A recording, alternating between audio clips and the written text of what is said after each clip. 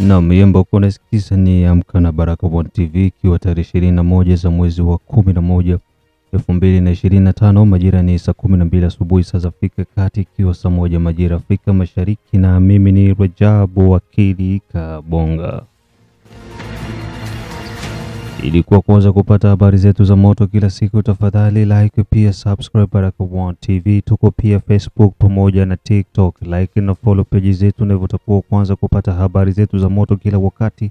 Kwanza ni muhtasari wenyewe wa habari za moto. Uvira, wazalendo wa MPDC ya General Omari Namtaga warejea na ushindi mkubwa milima Nyanja ya Juu. Walikale, karibia watu 20,000 wateseka Kalehe pamoja na Masisi baada ya mapigano magaidi wa M23. Masisi, M23 na wazalendo wagawana vijiji. Na msikose pia kutembelea Mwangaza TV ambako utakutanana na matukio mengine ambayo yanaendelea nchini mwa Jamhuri ya Kidemokrasia ya Kongo, na pia kumbuka operation Saidia Mzalendo bado kunaendelea. Kama hujaungana na operation hii, tafadhali tumia namba ambazo unaziona kwa screen yako ili moja kwa moja uweze kuwasiliana na B1 TV. Na tuanze na taarifa hizi kutoka ndani ya jiji la Uvira ambako wazalendo wa MPDC ya General Omari Namtaga warejea na ushindi mkubwa kutoka milima ya Nyanja ya Juu.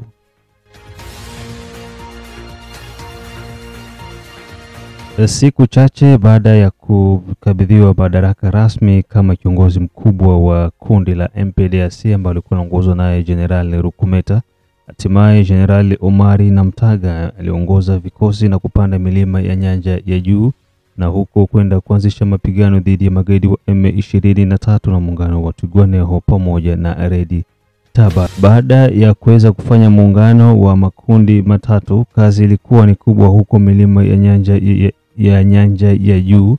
Baada ya kuweza kuwadhibiti magaidi wa M23, kiongozi Generali Omari Namtaga aliweza kurejea jijini Uvira kwa lengo la kuja kuhamasisha wazalendo wengine kupanda nyanja za juu ili kuendeleza harakati za kumpiga M23. Huyu hapa msemaji wa kundi hilo akihojiana na Baraka One TV. Unaongea na Rajabu hapa kupitia Baraka One TV. Tuko ndani ya studio sasa hivi na tuko live kupitia B1 TV, Facebook, YouTube pamoja na TikTok. Tuko na Roger Seku Rafael hapa. Umesikia kwamba kiongozi amewasili kutoka milima ya juu? Ndio unazungumza na Salum Leste.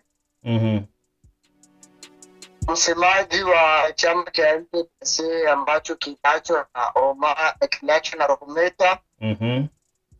Sasa kinaongozwa na Omari Namtaga. Okay. Chama kiko na hali gani kwa sasa hivi? Kwa sasa chama kiko na hali nzuri kwa sababu tulikuwa siku hatujaenda kwenye shamba la vita tangu tulipata kilio cha hayati Rukumeta. Hatukuwa tujaondoka kwenda mahali kwa sababu tulikuwa kwenye kilio, hatukuwa tujashibara. Na baada ya hapo tulifanya miezi ya panga kamata haijapangwa vizuri. Lakini baada ya muda mrefu ya miezi kama hivi tukaamua kupanga kikosi.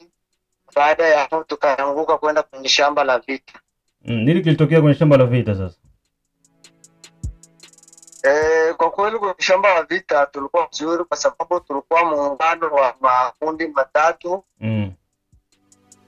Na hizo kundi tatu ambaye alikuwa kiongozi alikuwa ni kiongozi Omari Namtaga kama commander force. Na kiongozi wa pili ambaye alikuwa kama msaidizi wake alikuwa ni Landa Bangu. Na kiongozi wa tatu ambaye alikuwa kama Miloge alikuwa ni Rukuta na Kapaka. Ndio kama vitatu hivyo tumeungana ili kwenda kwenye shamba la yalikuwa ni maeneo gani hasa ambayo mlilenga kwenda kuanzisha huo msako wa kuwasaka wahalifu wa magaidi? Tulikuwa katika milima ya Bijombo, mgrupema ya Bijombo. Ambapo tulianzia Tamba, tukaenda Goma, kafika Mafia, tukaingia Kanono katika kufanya mashambulio kufukuza adui, tukacha nafukuza adui mpaka Gisi, tuliacha nashimika vikosi katika milima mirefu. Na tukaamua kushuka kuchukua kikosi. Kwa hiyo kusema kwa kuangalia Gisi kwa hiyo kusema tena kuanzilisha vitu. Kwa hiyo kusema mpaka sasa hivi raia ya Uvira ikuwe na uhakika kwamba milima ya juu vikosi vimebakia kule salama na maeneo yote yamedhibitiwa na waza, sio tena Ngumino kama jinsi walivyokuwa wanatishia Ngumino Twigwane kushuka chini huko akiwa na M23.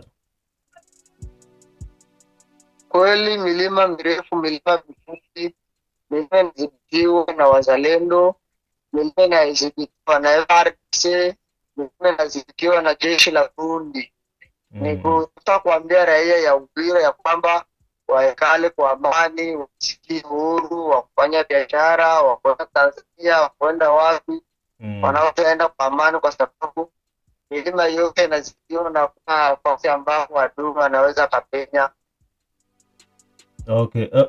Sasa mmeshuka Uvira. Lengo haswa la kuja Uvira ni kuja kupumzika, kuja kula bata kidogo kama wengine wazalendo ambao wako hapa wanakula bata kila siku, wengine mpaka wamekuwa ni watu wazito. Ukiangalia unasema eske kweli huyu atarudi porini tena ama ndo kuja kupata sufle kidogo afu tena mnarudi, ama kuna asili nyingine ambayo imewafanya mrudi Uvira? Wakula tuna muda kupumzika Uvira kwa sababu kazi yetu vita, kazi yetu ni shamba la vita. Tuliko Uvira kwa lengo moja ya kuja kuchukua kikosi kingine ambacho tulikuwa tunaacha huku na kwenda nacho. Tulishuka Uvira kwa lengo la kupata labda msaada wa Masasi. Ndio malengo mawili kwa yamefanya shuka Uvira, na kwenda tukishuka sote Uvira. Kuna wengine kikosi ambacho tumeacha katika milima yetu mirefu kinakaba maeneo ambazo tulikuwa huko. Ni nini ambacho kinaendelea sasa, na ugumu kwa wapi kwa wazalendo wengine ambao wao washekalia Uvira tu, hawapendi tena kupanda milima ya juu kwenda kuzuia na kupigana na adui? Je, hamtajaribu pia kuwashawishi ili muongozane wote kwa pamoja? Sababu raia wanachoka kuona hii ma5 muvile ya wazalendo mpaka wamekuwa na makasho, wamekuwa nasambisha watu, wanakuwa nafunga watu. Hakuna mwae mka chini muwasensibilize pia na wao na niwapande kule kumtwanga adui. Kwanza tulijaribu kuambia serikali general ya kizalendo kutokana na makasho zisizo lepo kinyume na serikali. Ili tukaambia wazalendo, unaona tangu tuko hapa kutoka milima mirefu, baadhi ya wajinio hawajawahi kutoka hapa kwenda kupambana vita. Tukawaambia ya kwamba hatukushika silaha ambazo ni za kule huku baada kuzunguruka hapa. Tulishika silaha kwa ajili ya kupiganisha adui. Wale ambao walibaki hapa kuungana sisi kama sisi tulijiunga na wenzetu tukakubaliana ndio tupambanie nchi. Uvira hauna kitu, Uvira hamna adui. Na baada ya taarifa hizo kutoka jijini Uvira, tupande moja kwa moja huko maeneo ya Walikale ambako karibia watu 20,000 wateseka Kalehe pamoja na Masisi na Walikale baada ya mapigano ya magaidi wa M23. Takriban watu 20,000 wameweza kukimbia makazi yao kuelekea mapigano maeneo ya Kalehe pamoja na Masisi. Wakati huo hali ya kiusalama na kiutu ikiwa ni hatari kwa raia hao wasiokuwa na hatia. Hali ya kiusalama tarafani Walikale ndani ya mkoa wa Kivu ya Kaskazini imekuwa ni mbaya na yenye kuleta masikitiko. Tokea mwezi wa Oktoba 2025 mapigano yaliweza kuingia humo katika hali ya sintofahamu, huku eneo lote hilo likiwa na hali mbaya mpaka kuelekea maeneo ya vituo vya afya vya Kibua pamoja na Mpinga. Ripoti za kila mwezi za Oktoba za shirikisho la coordinator ya haki ya binadamu ya Umoja wa Mataifa OCHA imetoa taarifa hizo. Taarifa zingine zinasema kwamba mapigano yasiyokuwa ya kawaida yameweza kuendeshwa magaidi wa M23 huku akisababisha watu 2863 kuweza kukimbia makazi yao na kuelekea maeneo ya Katobi, Kalonge pamoja na maeneo ya Matenge. Kutokana na vita hiyo, wengine wamekimbilia maeneo ya Ihula ndani ya groupment ya Kisimba tarafani Walikale. Upande mwingine, hali ambayo imeweza kuendeshwa na shirikisho la Medar katika mwezi wa Oktoba 2025, kituo cha afya cha Itebero kiliweza kupokea watu zaidi ya 20,000 ambao walikimbia makazi yao wakitokea katika maeneo mbalimbali huo mwezi wa Oktoba 2025. Mapigano yalifanyika maeneo ya Kalehe jimboni Kivu ya Kusini na Masisi jimboni Kivu ya Kaskazini, ndio ilisababisha wakimbizi hao kuweza kuyahama makazi yao. Raia wamekuwa ni wakimbizi ndani ya nchi yao, huku mashirikisho ya Umoja wa Mataifa yakitaka kuweza kusitishwa mapigano kati ya makundi ya magaidi wa M23 dhidi ya vikosi vya serikali ya Jamhuri ya Kidemokrasia ya Kongo na wazalendo. Tokea mwanzo wa mwaka huu, hali ya kiusalama imekuwa ni yenye kuzofisha, huku magaidi wa M23 wanasaidiwa na nchi ya Rwanda jimboni Kivu ya Kusini pamoja na jimboni Kivu ya Kaskazini wakiendeleza harakati za kuchukua maeneo. Wanaoteseka na kuhangaika zaidi ni wananchi wasiokuwa na kawaida, zinasema mashirika za Umoja wa Mataifa. Na Mungu, nasikiliza matangazo yetu kutoka nchini Jamhuri ya Kidemokrasia ya Kongo. Hii ni Baraka One TV na mimi ni Rejabu Wakili Kabonga. Unasikiliza matangazo yetu kutoka Australia, kutoka Canada, kutoka USA, Central pamoja na East Africa na wale wote ambao kwa maeneo ya Afrika ya Kusini, Jide Kizenga Tembele, King Sele, Kizabe Ayeba na wote ambao wako wanatusikiliza, Kisi Kandeki ya Simwe Baguma Samuel kutoka Czech Republic.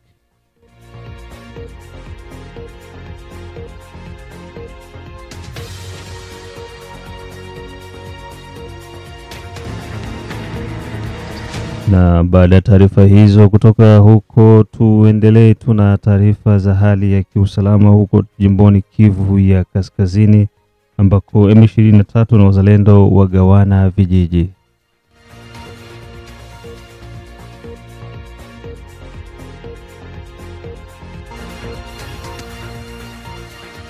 Hali ya kiusalama na kibinadamu inazidi kuharibika tarafani Masisi jimboni Kivu ya Kaskazini, linasema vyanzo vingi kutoka katika hayo maeneo.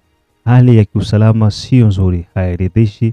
Hiyo tarehe 20 za Novemba 2025 ndani ya vijiji kaza wa kaza huko jimboni Kivu ya Kaskazini, baada ya siku 3 ya mapigano iliyohusisha majeshi ya Jamhuri ya Kidemokrasia ya Kongo na wazalendo dhidi ya magaidi wa M23, ambako magaidi wa M23 wanaendelea kuchukua vijiji na wazalendo na wao pia wakiendelea kuchukua vijiji kwa upande mwingine. Vyanzo vinasema kwamba hali imekuwa ni mbaya kwa sasa. Wikendi iliyopita, baada ya kuuzia serikali ya Jamhuri ya Kidemokrasia ya Kongo kusaini mikataba na magaidi wa M23 huko Doha, lakini hakuna kilichobadilika kwenye uwanja wa mapigano. Mapigano hayo yameweza kuanza punde tu baada ya kusainiwa kwa mikataba huko Doha, na mpaka sasa bado hali inazidi kuwa mbaya tarafani Masisi pamoja na Walikale. Kwa upande mwingine, vijiji vya Kashanje pamoja na Nyampanika vikiwa viko karibu na kitongoji cha Mweso viliweza kudhibitiwa na wazalendo baada ya mapigano makali dhidi ya M23 siku ya Jumapili iliyopita.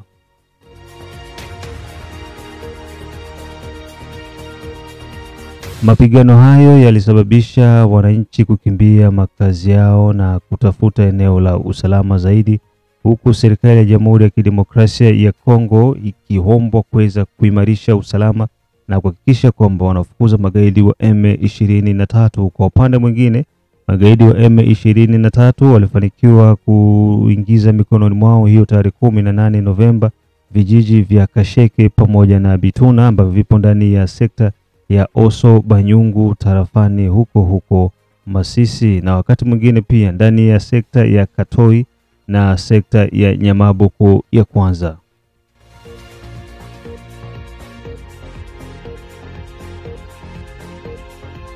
Kwa upande wa Kivu ya Kusini, baada ya magaidi wa M23 kuingia Maji Moja, wazalendo na majeshi ya Jamhuri ya Kidemokrasia ya Kongo walikuja na nguvu mpya na hivyo tena kufanikiwa kuchukua kijiji cha Maji Moja ambacho kinapatikana huko maeneo ya Shabunda. Hali kifupi ya usalama imekuwa ikizofika mara kwa mara, huku magaidi wakianzisha mashambulizi punde baada ya mikataba ya cessez-le-feu. Wananchi wanataka wazalendo kutokufuatilia masuala ya cessez-le-feu, badala yake wajikite kwenye kukomboa nchi, maana ni wao ndio wanategemewa kwa ajili ya ulinzi wa taifa la Jamhuri ya Kidemokrasia ya Kongo. Hii ambayo unasikiliza ni Baraka1 TV. Na huo ndio mwisho wa matangazo yetu kutoka Baraka1 TV. Mengine tukutanane majira ya saa 12, majira ya saa 6 za mchana, saa 9 pamoja na saa 12 za jioni. Mimi ni ndugu yako the one and only town DJP Rajabu Wakili Kabonga.